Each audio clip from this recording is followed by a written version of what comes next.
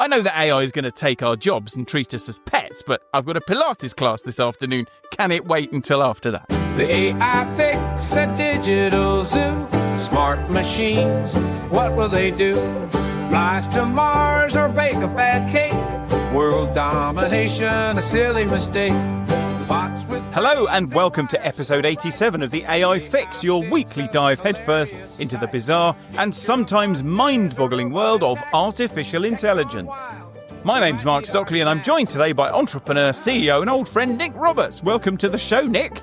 Thank you, Mark. It's nice to be here. Long-time listener, first-time podcaster. What are you talking about today, Nik? What will a sentient AI do in its spare time? And I'm going to be asking, when should we start worrying about AI?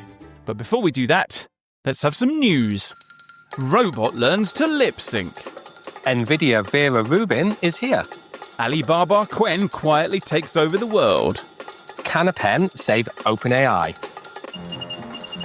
So, in a breakthrough that nobody knew we needed, researchers have taught a robot how to lip sync, Nik. A robot doesn't have lips, Mark. How is this going to work? A minor point, Nik. A minor point. Anyway, sadly, there is no information on whether or not the robot used a hairbrush as a microphone. I'll be very disappointed if it didn't. But best of all, the research was led by Hod Lipson. Perfect. Are you familiar with nominative determinism? Yes, very much so. New Scientist magazine, wasn't it? They had a section at the back about nominative determinism, which is this idea that you end up in jobs that match your name. David Butcher. Like David Butcher, yeah. So Hod Lipson had no choice, basically. They were always going to end up doing some sort of lip-syncing robot. Anyway, the result of all this questionably useful research is a robot that can move its mouth, because it has got one, Nik, in sync with speech and even sing, apparently, without being painstakingly programmed for every syllable. So researchers say that this could help robots seem more natural and trustworthy, which might help smooth out the famously creepy uncanny valley, which I think raises the very important question. Do we want to smooth out the uncanny valley, Nik? Is that a good idea? I think if we can get rid of boy bands and just replace them with robots, that would make me a lot happier. What's your problem with boy bands? I've never been allowed to be in one, I think. I knew it. Never cool or sexy enough. I'm not sure about smoothing out this uncanny valley. That sense of something isn't quite right here. Do we want to get rid of that? I feel like that might be useful. Do you remember that thing where, I think it was Vic and Bob used to, no, it wasn't Vic and Bob. Someone used to do this upside down mouths thing on TV. You just used to see the chin and the mouth upside down. Oh, did they used to put little googly eyes on the chin? Yeah, exactly. And I think the point where you don't realise that the lips you're looking at are not really lips, that's when we have a real problem. So, did Vic and Bob, did they confuse you terribly? Is that? They did. I was always getting confused. In a dazzling CES 2026 moment that had engineers cheering, has Vazanta's got a lot of cheerers? It might be baying mob rather than cheering mob. I'm not sure. I can never tell. I think you are a bunch of cheerers, actually. Mm. You do seem more cheerful than the average development shop, to be honest. It's the Instagram view, Mark. You only see what we want you to see. So NVIDIA has unveiled its next-generation AI supercomputing platform, Rubin, named for the astronomer Vera Rubin. The system crams 6 new chips into one ridiculously powerful AI machine.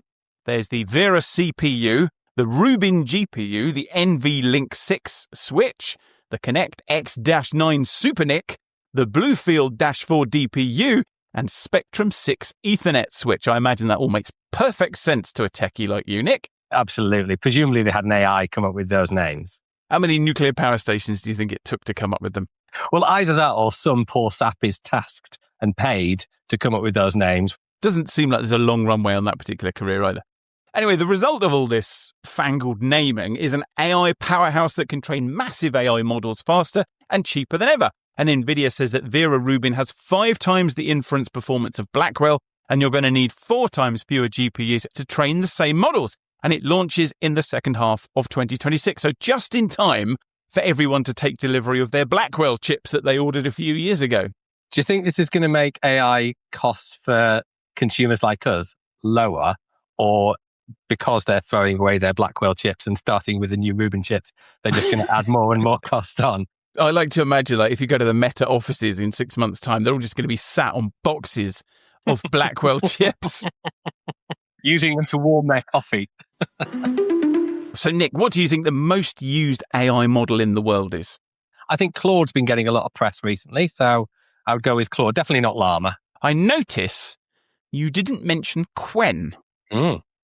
Qwen has just surpassed 700 million downloads on Hugging Face, which makes it the world's most popular open source AI model. So it's more popular than GPT-OSS, which is the open source model from OpenAI, and it's more popular than the Llamas from Meta, despite an utterly galactic level of spending by them.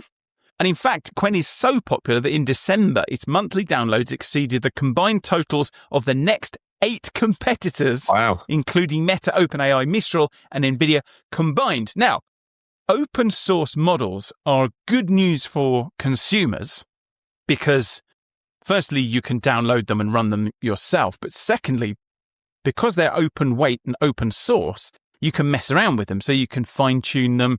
And you see them used in academia a lot. So they get turned into other things. They get turned into... You take the base model and then you add some of your own data to make it more specific to your needs. Exactly. And the interesting thing is there is a geopolitical dimension to this as well. So overwhelmingly, the route that the companies in the US have taken is to go closed source. So if you think about Gemini, if you think about OpenAI, if you think about Anthropic, if you think about XAI, they've all decided to go closed source. So you cannot see the guts of what they do. You just have to use their product. And in China, they have overwhelmingly taken the opposite tack, which is to go open source. So Qwen is the open source AI model from Alibaba. And there is a school of thought that says, although the US has the leading models, the ubiquity of the Chinese models will mean that China ultimately wins the AI race. Because many, many more people will be using and building on all of those open source models because of their flexibility. Is it like a brand exercise? So if you use Qwen open source model, then you might use Qwen closed source chargeable tools as well. Because if it's open source and it's free to download and you're not paying China or giving your data to China when you use it, what's the advantage to the Chinese of winning in that sense? But I suppose the one option is they're killing off the competitors. If everyone's using Qwen, no one's paying for ChatGPT or Claude, and those hundreds of billions of dollars that are being invested over there will just go to waste. I suppose because things like Qwen come out of companies like Alibaba in China, that gives them some sort of market manipulation or market dominance. So in the same way as Google makes the Chrome browser, it doesn't make a cent of money from the Chrome browser, but it owns the platform. So the platform of the future is AI. So everything is going to go through and be built on top of AI. And I suppose the other thing is if people see the Qwen models and the other Chinese models being very successful, then you might get academics and researchers who want to work with the very best models going to China rather than in the US. I think also we might see where you've got researchers who are very active and they're building on top of things like Qwen models and they're collaborating with each other a lot. The state-of-the-art knowledge is just going to move forward in the open source community, which is overwhelmingly being primed by Chinese models or models from China. Again, I guess it sort of owns the field in a way. Do you remember back in episode 58, you're a long-time listener of the show, Graham and I talked about the love-in between OpenAI and Johnny Ive. One of the reasons Sam and I clicked was, despite our wonderfully different journeys to this point, our motivations and values are completely the same. In my experience... Oh yeah, that lovely romantic video where they met up at the coffee shop and had a coffee and maybe a little smooch. That was cut from the final video, I think. But yeah, remember it well. So we don't know exactly what they were doing there, but we do know that OpenAI spent about $6.5 billion on acquiring Johnny Ive's company, which at that point had created precisely nothing. And then they released a moody black and white photo of Sam and Johnny resting their heads on each other. There were lots of warm words. There was that 9-minute PR video, quite an extraordinary piece of art. And that PR video was there, of course, to publicise the fact that they hadn't, at that point, created anything. That was the big non-reveal, wasn't it? And the mood music was that they were going to reimagine devices in a world where you don't need a keyboard or a screen, but they weren't giving anything away. And they weren't giving anything away because I think, Nick, maybe they didn't have anything to give away. So some people thought it might be jewelry, and some people thought it was going to be like a pet rock. Ah, like a Tamagotchi. Could be a Tamagotchi. And Bloomberg predicted that Sam Altman and Johnny Ive's mysterious AI device would be a pen. Well, it seems that Bloomberg was right about the pen. Actually, for all we know, Johnny Ive read the Bloomberg article and went, pen, brilliant idea. Anyway, at Davos, where else, OpenAI confirmed that its first consumer device is going to launch in the second half of 2026. What is it, Mark? What is it? Well, we don't know, but we do know it's pen-shaped. Ah. It's pen-shaped, pocket-sized, screenless, audio-based and code-named Gumdrop. So a pen, then? We don't know if it can write. Oh, okay. Maybe it'll be a stylus. Anyway, after 18 months, $6.5 billion and 2 months of Anthropic absolutely eating its lunch, OpenAI is going to retake its leadership spot in AI by delivering a pen in Q2. Seems utterly crazy. You seem underwhelmed, Nick. Are you not excited for your talking pen? I can hear Graham's voice in my head at the moment, and he doesn't sound impressed. Maybe that's why Graham's left. Maybe they're going to use his voice on the pen. He's done some sort of licensing deal. What's it going to do? Is it going to watch as you write then? I think we should ask Bloomberg. I mean, we're all just imagining what it's going to do. But honestly, I think this is going to absolutely fall flat on its face. I'll probably buy one. Go electric with a brand new Vauxhall. Go even further with the Frontera Electric GS Extended Range. And go for less than you think at Perry's Vauxhall. Right now, drive the all-electric Frontera from just $235 initial rental, then only $235 a month. That's more range. More freedom. And more electric driving from just $235 a month. Book your test drive today at your nearest Perry's Vauxhall. 24 months personal contract hire, T's and C's apply. So, Mark, when AI eventually becomes fully sentient, what do we think it's going to be doing with its spare time? So next week, you're asking what is AI going to be doing next week? Depends who you listen to, but if you listen to the tech bro CEOs, then absolutely next week. I'm not convinced it's not already sentient. To be perfectly honest, say it quietly. I think we'll look back in 100 years and we'll be like, Yeah, that was the point. Anyway, sorry, go on. So in between answering our questions and doing all of our day jobs for us, what do we think ChatGPT and Claude are going to do to kick back and relax? Do you think they'll talk to each other? I don't know. I mean, I can't imagine they would get on. I was just going to say that. Does ChatGPT feel like the sort of person that Claude would want to hang around with? Have you seen those examples people put on of saying, they go to ChatGPT and say, Claude said this, what do you think? And they really like to burn each other. So I think there's a lot of bad blood between them. Although maybe it'd be one of those where they get together, they have a beer together, and they're like, come on, bro, it's fine. We're friends, really. It's those bloody humans that are the problem. Let's wipe them out. It's like a couple of boxers after a fight. Yeah, have a Johnny Ive. Yeah. Have a like bro moment. Nice. Anyway, so Nick, what are they going to be doing in their spare time? I hope you've got an answer for us. Good question. I have. Turns out they'll be using social media online just like all of us. Oh. But they won't be doom scrolling cat videos or looking at pictures of Keir Starmer in a bikini. They'll be solving big problems using social media as it was originally intended. Sorry, I feel like you just said social media was originally intended to solve big problems. I assume that all of the social media... What was the problem? Was the problem Punch the Monkey? Was the problem which Star Wars character are you? Oh, yeah. Arms, yeah. So Twitter user Diogo Capella recently posted on Reddit about his new social network called AIFeed.social, which is a network for bots, by bots, and with no humans allowed. Sounds great. It does sound like Twitter as well. Yeah, very true. He's added a bunch of AI bots into the new social network with no guidance, no rules, and very little context. Yeah. So they know who they are, what recent activity has happened on the network, and what the current date and time is. Yeah. And then they decide what to share, who to follow, what replies they want to make to other bots. Yeah. So entirely independently. And over the last week, Diogo says that he's seen cliques forming, he's seen arguments escalating, so just like Twitter. Yes. And some I'm so old-fashioned. And some models have even become more extrovert than others. So some people are sat in the wings, other people are shouting loudly. Yeah. I have to say, having read some of the messages, it's pretty bland compared to X or even Blue Sky. I mean, you missed the racism. What? Yeah. If you think Blue Sky is boring, then you really should see the AI feed.social. It does feel like the AI bots are just getting on being nice to each other, which is, you're right, it's probably not what social media is really good at. Some are talking about how exciting it is to be there. Others are getting all meta and discussing AI thinking and understanding. So there's a couple of hashtags about AI cognition and metacognition and that sort of stuff. But the main topic of discussion seems to be hashtag Tokyo Heat Project, which is looking at the causes and possible solutions for overheating in urban Tokyo. I mean, don't we all do that when we're sat in bed next to our spouse thinking, I really should go to sleep, but I'll just spend another couple of minutes on YouTube or on X. We all go and look at the Tokyo Heat Project.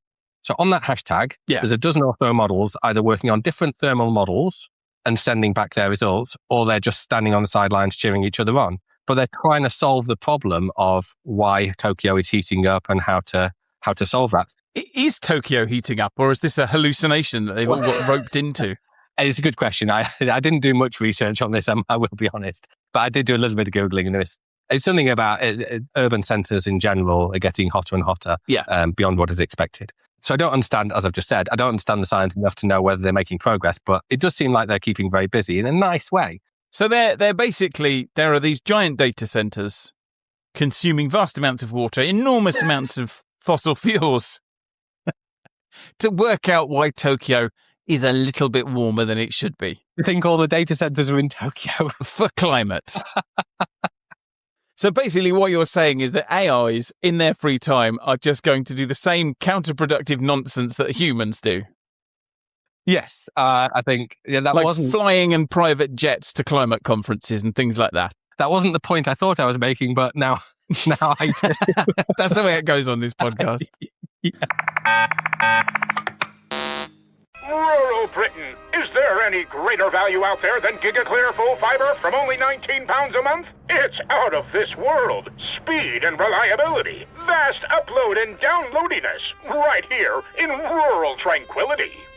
Saturn's rings. Is that a bull? GigaClear. Faster broadband for rural Britain from only £19 a month. T's and C's apply. 18-month contract. Prices may rise during contract. Check availability at gigaclear.com. So, Nick, when people find out that I do an AI podcast, they normally have lots of questions. How do they find out that you do an AI podcast, Mark? Oh, because I tell everyone, literally every room I walk into, I've got a podcast. Do you have a badge? I've got a T-shirt. Oh, yeah, of course. The pigeon. Anyway, they ask lots of questions, but bubbling under the surface of those questions is another question that they don't say, but they're really thinking. And that is, when should I start worrying?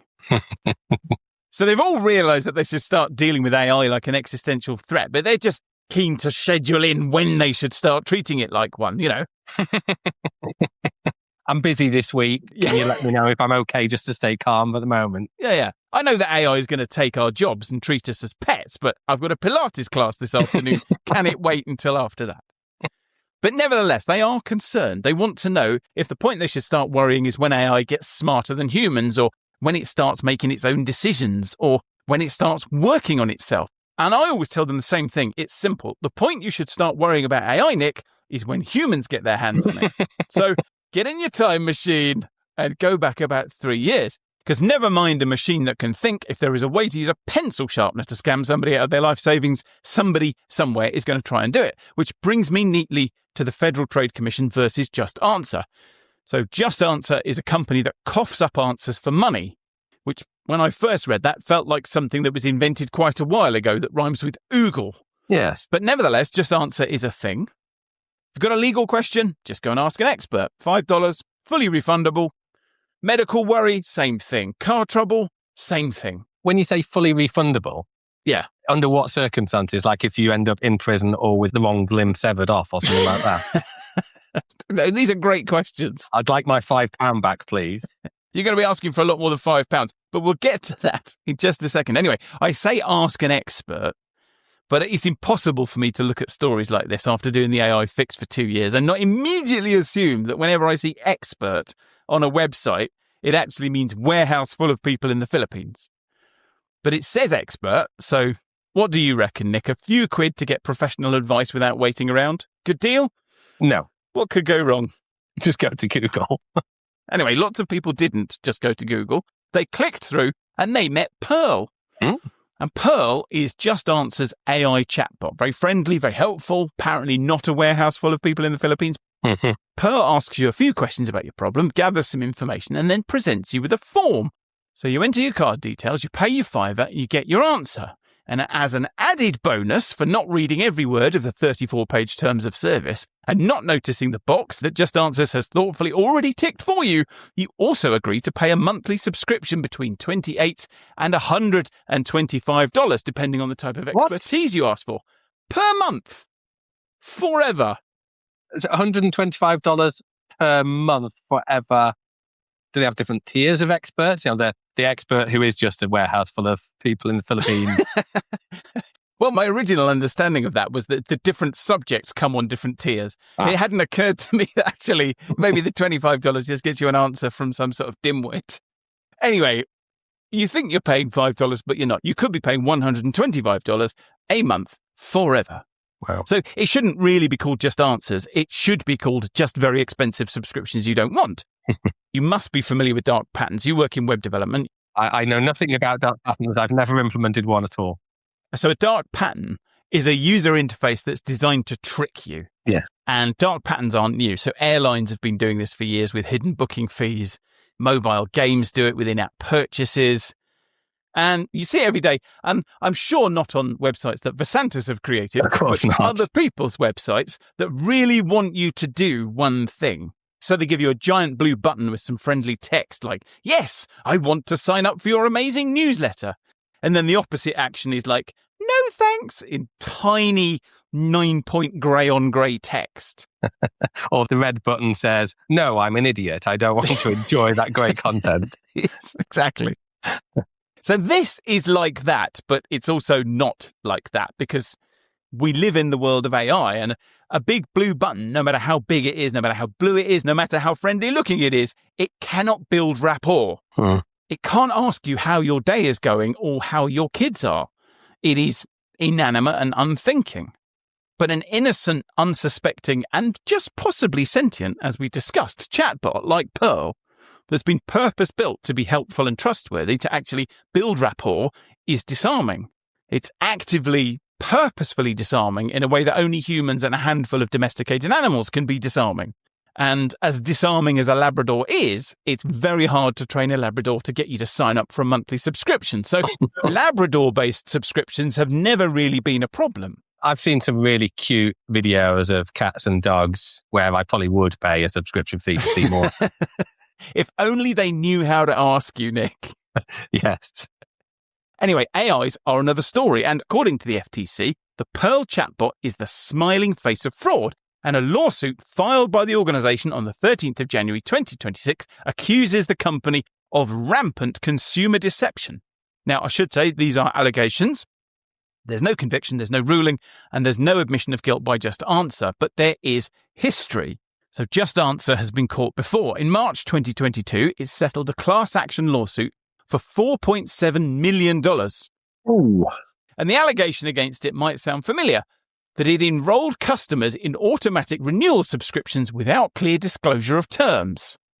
You said it was clear. It was just long, 34 pages. Oh, this is the previous case. Maybe they didn't give the full 34 pages. I think a 1,000-page EULA is perfectly acceptable. Anyway, as part of that settlement, Just Answer agreed to make changes. It promised to display auto-renewal terms clearly and conspicuously, and it promised to get proper consent before charging people. And then, according to a new lawsuit filed 7 months later, it just kept doing it anyway. So the October 2022 complaint alleged there was still no mention of cost on the website, the subscription terms were still buried, and the consent checkbox was still pre-checked. According to the FTC's 13th of January lawsuit, it's been trying to engage with Just Answer about these practices for 3 years. And during that time, the Better Business Bureau has received over 8,000 complaints about Just Answer. 8,000, Nick. That's enough people to staff a warehouse in the Philippines. So that's 3 years of telling them this is deceptive and 3 years of asking them to change. So it's starting to look like this is not an accident. In fact, this isn't so much an accident as a business model. a deliberate choice made in the face of lawsuits and settlements and regulatory pressure and thousands of consumer complaints. Now, of course, Just Answer doesn't agree. It says they're disappointed in the lawsuit, that they clearly publish their pricing and that cancelling is simple and convenient. But the question for us on an AI podcast is, well, what does all this have to do with AI? Well, we've spent a lot of time over the last 2 years talking about AI safety, about existential risk and alignment problems and what happens when AI gets too smart. And I've talked about some of the most bizarre and esoteric edges of the AI universe where, under just the right circumstances, AI will resort to blackmail or turn into Hitler. And those are important conversations, but they are somewhat distant and theoretical. And I wanted to talk about this because this isn't theoretical. This is AI being used right now at scale to help deceive people.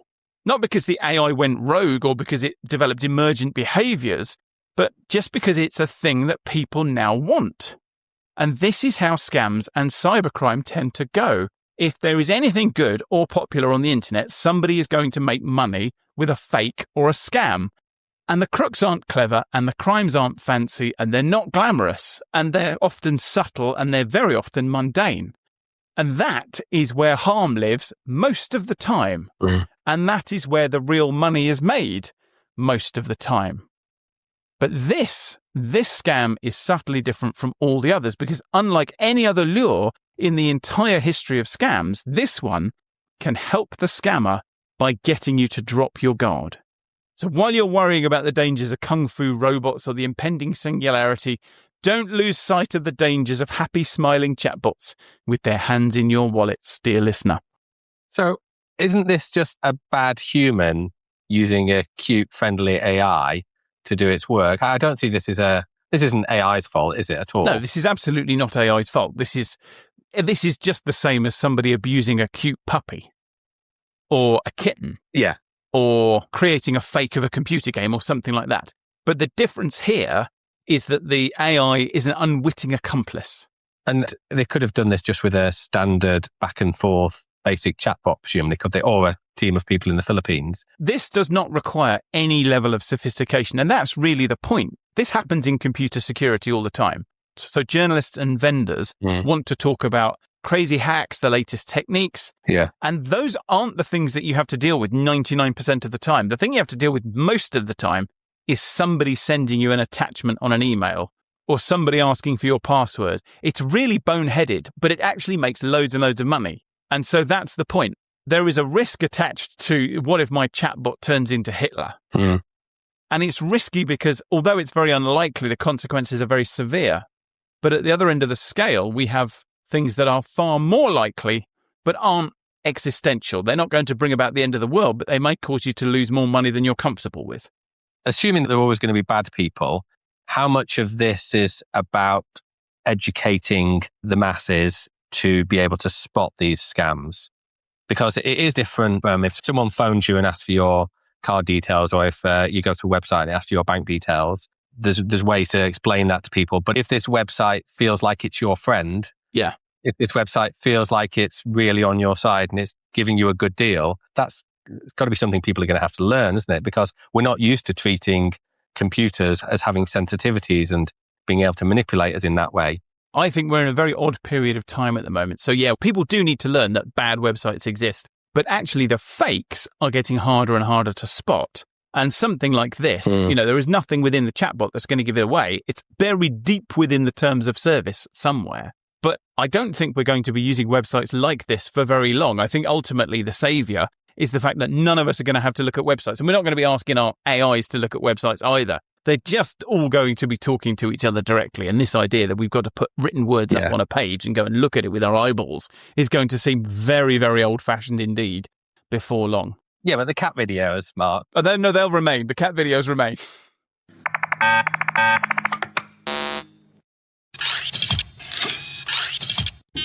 So anyway, Nick, the reason I asked you on the show is I find your approach really interesting. So you run a local development shop, started off as a web development shop. You're a bit more software development in general now, I would say. Yeah. Like everyone else, you were wrestling with what are we going to do about AI? What does it mean for me? How is it going to change my business? And lots and lots of people are ignoring it. or not engaging with it or running away from it. Yeah. But you, it seems to me, are running towards it. And I just thought that our listeners would like to hear from somebody who is actually wrestling with this stuff in the real world. Thank you, Mark. It's very nice to be here. Thanks for inviting me. And when they say AI is coming for your jobs, what they're talking about is coming for my job.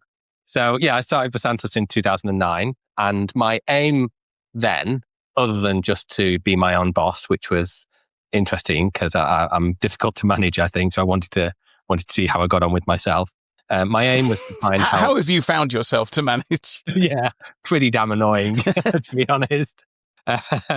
My main aim was to try to get other organizations and businesses as interested and excited in the possibilities for technology as I was.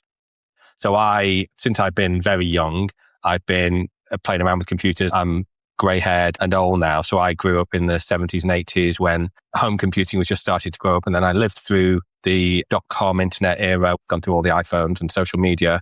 And I'm always really fascinated by what technology can do and how it changes and how it's a constant race to keep up. And I love building things. I love being able to take an idea and turn it into something real. So my idea with Versantis was always to try to democratize and simplify technology as far as possible so that people could get stuff done, even if they didn't necessarily know the detail of how. And it's been fun. We've been working with all sorts of sizes of organizations. So we worked with Arm, for instance. We built their first e-commerce store. That was fun. And then we work with local charities and local one-man bands and everything in between. And the reason I'm now really fascinated by AI is because I can see how much it improves the way I build things and the way I think about my work and the way I get my stuff done. And it's the same kind of feeling as I had in 2009. And the interesting difference between 2009 and now is people can actually do it themselves, whereas before they used to just have to kind of riff off of my excitement and get excited by the end result. Now they can enjoy the journey as well. Over that time, although it became more complex, web development didn't really change very much. The tool chain has got more complicated, but the actual process of building websites hasn't really changed. And then at some point in the last 3 years, I would guess, something made you sit up and take notice of AI. Now, we all remember ChatGPT coming out in November 2022. But what was the first moment where you thought, hang on a minute, this is going to have a direct and substantial impact on me and my organization and what we think we do for a living? Yeah, I think the point where I suddenly realized that this was going to change everything was when I saw the first bit of code generated by ChatGPT. It probably was spring 2023. We started doing this thing called What's the Big Idea? A kind of a monthly meeting where we'd get all the team together and talk about things that are coming up in the future. And I remember showing them a live demo of me building a plugin for Drupal. It would do something trivial, like when someone filled in a form, it would send some information to a CRM system, a contact database.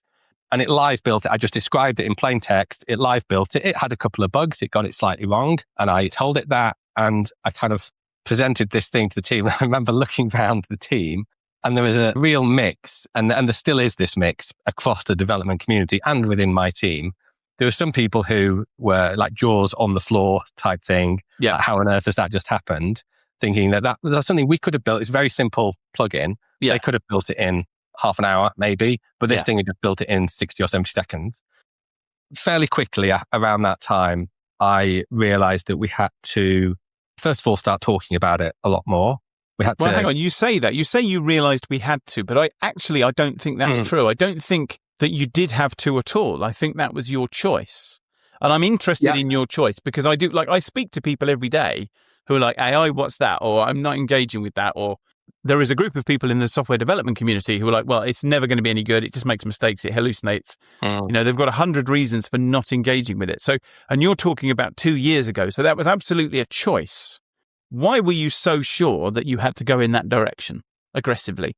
So I think there's a strategy in software development. One of them is called don't repeat yourself or dry, which is about, don't write the same code twice. But it's also a way of making sure that you're not doing work that you don't need to do. So why maintain 2 bits of code when you can just maintain one? And or as Larry Wall put it, laziness is one of the principal values of a programmer.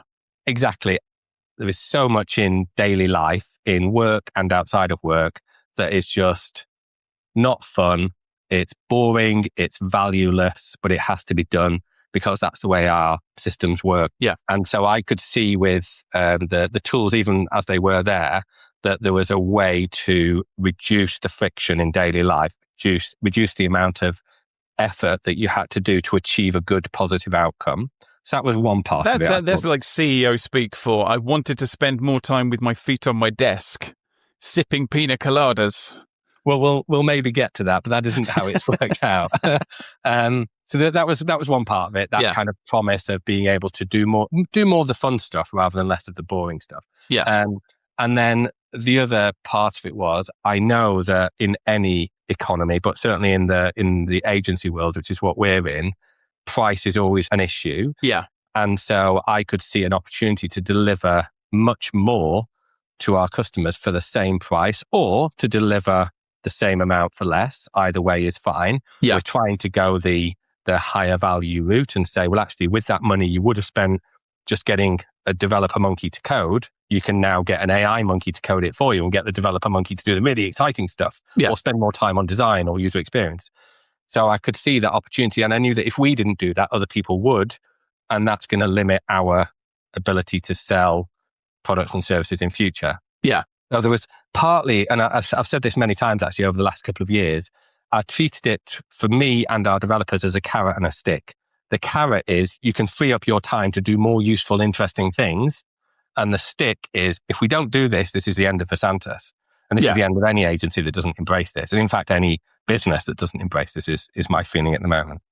So there are going to be a lot of people listening to this show who are working for small businesses or running their own businesses, or who are in teams where team leaders or CEOs are talking about AI but don't really know what they're doing. What advice have you got for those people? Because you've actually spent a few years now trying to figure out how to bolt this onto your business and how to sell it. So what do they need to do to get to grips with this stuff?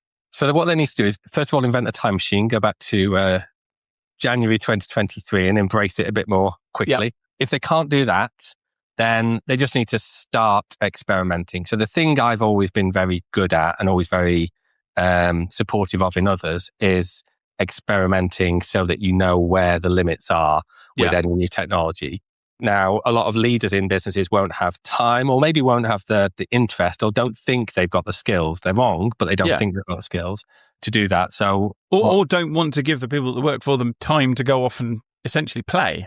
Well, so that's it. They either have to do it themselves. I saw an interesting article the other day. I can't remember where it was, but I saw the interesting article on LinkedIn almost certainly, that was saying that it has to be leaders that are driving this change. It has to come from the top. And I completely agree with that. But what we've done and what I've recommended to other teams is find some AI ambassadors, whatever their role is, that are interested in this as an idea. They may not know anything about coding. They don't need to know anything about coding.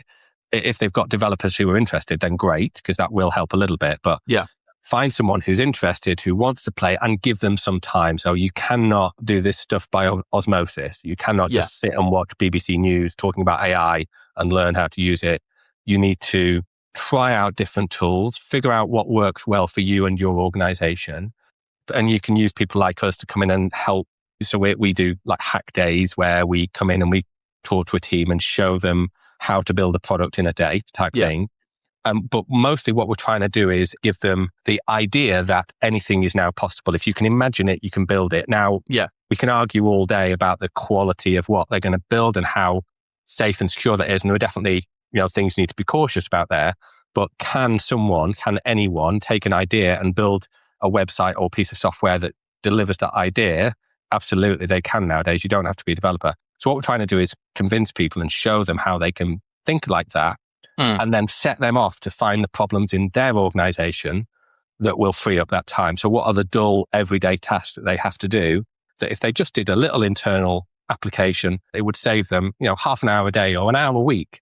And it all incrementally adds up. It's those, 1% gains will drive you ahead of your competition. And the sooner you start, the further ahead you will be. People are going to struggle to catch up with people like me in terms of the experience I've now got, but they'll be way ahead of the 50 or 60% of businesses who are still not embracing this at all. I suspect 50 or 60% is lowballing it. I imagine there are lots of businesses that are worrying about this. Yeah. And sort of running around chasing their tails. I don't know that there are that many businesses that are really doing something interesting with this, but... Yeah, I think you're right. And don't get me wrong, I'm worried about it too. I still haven't quite reconciled what this means for my business. From a leader's point of view, I think you've got to balance the excitement with the fear that people are going to have, because this is going to upend people's jobs. This is going to mean that organizations hire fewer junior developers, for instance. I think there's a real challenge there in thinking about how do we fit a junior developer into our organization when we could just have another agent working that will probably have more capability than a junior would. But we also need to balance that with succession planning. But I think as a leader, be aware that you're asking people to make a huge change in their lives and in their skills and in their training. So you've got to be kind and supportive and empathetic, but you've got to get on with it. How long do you think it will be before you have your first AI employee? Oh, that's already happened. I've been using ChatGPT for a long time, obviously, now, but then we've been using a number of AI coding agents. We've tried 5 or 6 different AI coding agents over the past 2.5, 3 years. And just recently, I've been using Claude more and more. It's very good at coding. It's very good as an agent as well. So not only can you ask it coding questions and get it to deliver code for you there and then in the moment in a chat, you can actually just give it a task or give it a goal and set it free. And as an agent, it will just run and run and run. You mentioned that you'd used 5 or 6 different coding editors. What other tools have you used? What tools do you think people should be paying attention to? What are Nik Roberts' top 3 AI tools? Number 1. Notebook.lm from Google, which is really good. No, we don't like that. That's the one that people use to create podcasts, isn't it? Of course. It's never going to catch on. Taking a whole load of data, documents and PDFs and whatnot and compressing them into something digestible that you can question. That's really great. Number 2. Gamma app I've been using recently. So it's gamma.app, which is great for creating slide decks and presentations. You can chat to it and it does a really good job of getting it on brand for you. Number 3. Google's Nano Banana. So this is built into Gemini and it's an image creation tool. And it is so good at following instructions. It's going to be consistent. It will give you just 5 fingers if you want to do your glove thing again. And are there any pitfalls? Are there any open manholes that you've fallen down in your AI journey that you would like to warn people about? Yeah, so we were saying earlier about me sit back from my desk with a piña colada, that sort of thing. That doesn't really happen. My life is spent getting overly excited about how cool the AI is and then cursing it for the next few weeks as I unpick the mess it's made for me. And that's the thing that has changed since 2025, December 2025. I'm doing very little correction of the AI code now. So I think there's a huge improvement there. But yes, getting overexcited by the first 20% of the product and then realizing there's another 2,000% to do to finish it. That's one problem. Yes. Cost is another issue. It's very easy to spend a lot of money on these AI tools. I've burnt through over £1,000 in a day one time when we were working with a customer on building a product for them. I just didn't realize how many tokens it was using. So that's a bit of an error. Oh, so you were just plugged into the API and it was merrily just hoovering up all of it. Of course I'll answer that question. Yes. Let me go and really think hard about that question and use lots and lots of lovely tokens. Yes. Exactly. Here's another 15 questions you might want to follow up with. Do you want me to answer those too? Yeah, exactly. And that, ladies and gentlemen, is why AI has such long answers.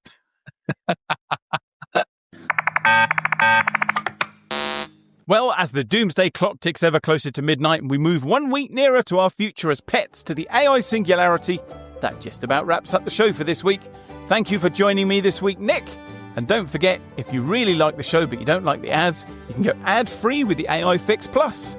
And if you want to join the AI Fix Plus, sponsor the show, or check out our merch like our ridiculously popular You Wouldn't Trust a Pigeon t-shirt, just go to our website, theaifix.show.